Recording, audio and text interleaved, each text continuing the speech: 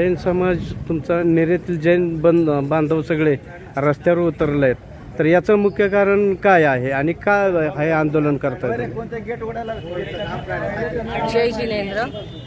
आज आपणासमोर हा मुकमोर्चा निघत, याचं कारण म्हणजे पुण्यामधील HND आपल्याला सगळ्यांना माहीतच आहे की HND जे आहे त्या ठिकाणी याची विक्री झालेली आहे.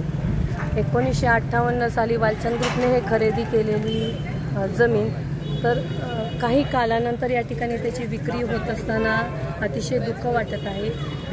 सर्व आजूबाजूच्या खेड्यातील वस्तीतील लोक या ठिकाणी लहान मुलं शिकत होती आणि अल्पदरात त्या ठिकाणी शिक्षण मिळत होतं. जैन मंदिर उभं केलेलं होतं, संस्कार चांगले होत होते आणि अचानकच या जमिनीची विक्री होत आहे. यासाठी आम्ही सर्व नेरेकर जैन बांधवांनी मुकमोर्चा या ठिकाणी काढत आहोत. जय जय. हा मोर्चा काढण्याचा किंवा याचा दुसरं काहीही कारण नाही किंवा याच्यामध्ये कुठलंही राजकारण नाही. फक्त आम्हाला आमचा न्याय मिळावा, आमचं मंदिर, आमचं जैन बोर्डिंग त्या ठिकाणी आहे तसंच राहावं, एवढंच उद्देश आहे. जय जय. समाजात शांतता प्रिय आहे, पण तरीसुद्धा हा जनआंदोलन करावं लागलं. त्यामागं किंवा धर्मगुरूंना याच्यात सगळ्यात दुर्दैवी गोष्ट धर्मगुरूंना यात उतरावं लागलं. त्यामागं हा उद्देश आहे.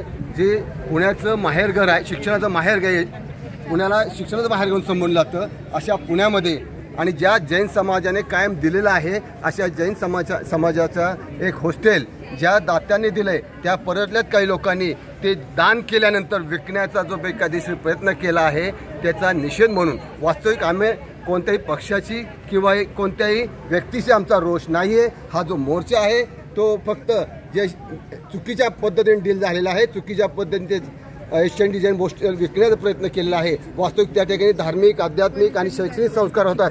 या काळामध्ये ज्या मुलांवर जे संस्कार होण्याची खरं गरज आहे, नाही तर मुले बाहेर आल्यानंतर भरकटतात, ते होऊ नयेत. या उदात्त त्यावेळी ज्या दान दिलंय त्या दानदात्यांनी लिहिलेलं होतं आपल्या डीलमध्ये दान देताना की सदर जमीन हे फक्त जैन समाजाच्या शैक्षणिक, धार्मिक आणि वैद्यकीय कामासाठी वापरली जाईल. हे कुणालाही विकता येणार नाही, कोणीही त्याचं डील करू शकत नाही. क्लिअर कट सांगितलं होतं, तरी सुद्धा त्या ठिकाणी ते झालं. त्याचा निषेध म्हणून आणि ते HND जैन बोर्डिंग वाचवणं आणि सर्व समाजातील मुलांना हे जरी आत्ता ज्या बिल्डरनी घेतलंय त्या बिल्डरनी जरी घेतलेला असेल आणि त्यांनी जरी डिक्लेअर केलं असेल की आम्ही हे व्यवहार कॅन्सल करत आहोत, तरीसुद्धा जोपर्यंत त्या ज्या 7/12 नाव लागत नाही, ट्रस्टींकडून तसं नियोजन होत नाही, ट्रस्टींकडून हा डील कॅन्सल होत नाही आणि शासकीय ठिकाणी नोंदी होत नाहीत, तोपर्यंत हे आंदोलन वेगवेगळ्या पद्धतीने चालू राहील. आणि ह्या खऱ्या अर्थाने या जैन समाजाच्या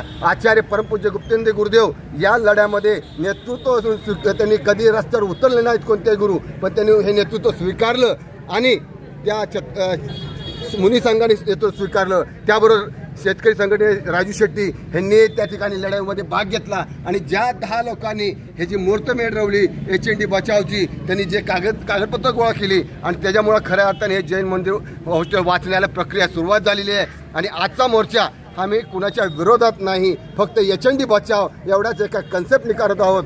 आणि सर्वांनी ओम नमः. आज काय जैन ट्रस्ट निरा व सर्व समाज यांच्या वतीने पुण्यामध्ये HND जैन बोर्डिंगच्या बद्दल जो मोर्चा चालू आहे त्याबद्दल नेरेकर समाजातील सर्व समाज त्यांचा ज्यांनी HNDच्या विरोधात खरेदी केली त्यांचा निषेध करत आहे.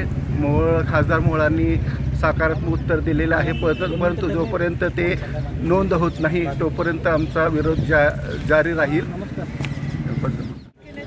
बरेच दिवस झालं चाललेलं आहे हे. तर आमची मुलं सुद्धा तिथेच शिकलेली आहेत, मुलं सुना सगळे तिथं सुद्धा मोर्चामध्ये गेलेले आहेत आणि स्वतः मोहोळचं नाव तिथं सांगितलेलं. मोहोळ महाराजांच्या तिथं जाऊन त्यांनी सांगितलं की मी तुमच्या जैनांच्या पाठीमागं आहे. आणि फडणवीसांनी पण त्यांच्याबरोबर आमचे आचार्य गुंडरनंदी महाराज बोलले, ते म्हणले आम्ही सगळं हे माघार घेतलेलं आहे, पण जोपर्यंत त्याचा पूर्ण निकाल लागत नाही तोपर्यंत महाराज 1 तारखेपासून उपोषणाला बसणार आहेत. त्यांनी ते पूर्ण केलं पाहिजे आणि सांगितलं पाहिजे की आम्ही हे सगळं बंद करणार आहे. नुसता ताबा मिळाला ताबा काही नाही. महावीर दिगंबर जैन मंदिर इथं खूप मुलं सगळी शिकत होती आणि जेवणाची, खाण्याची, राहण्याची सगळी सोय होती. कस्तुरबा मंगल कार्यालय अशाच पद्धतीने गेलं आणि हे गेलं तर मुलांनी काय करायचं. आज HND बचाव, जैन टेम्पल बचाव या अनुषंगाने आपण निषेध मोर्चा काढत आहोत. पण या मला अशी एक गोष्ट जाणवते की चॅरिटेबल ट्रस्ट कधी विकले गेले म्हणजे इतरांनी असं आजपर्यंत कुठे ऐकलं नाही. पण आता अशी नव्याने गोष्ट सुरू करायची गरज आहे की या चॅरिटेबल ट्रस्ट विकण्यासंदर्भात एक कायदा झाला पाहिजे. ह्याची जास्त गरज आहे की ही चॅरिटेबल ट्रस्ट झाली त्यानंतर विकण्याचा अधिकार राईट कोणालाच नाहीये. त्यामुळे आता इथे एक गोष्ट महत्त्वाची आहे नव्याने सुरू करायची की याबद्दल नवीन कायदा होणे गरजेचे आहे. धन्यवाद.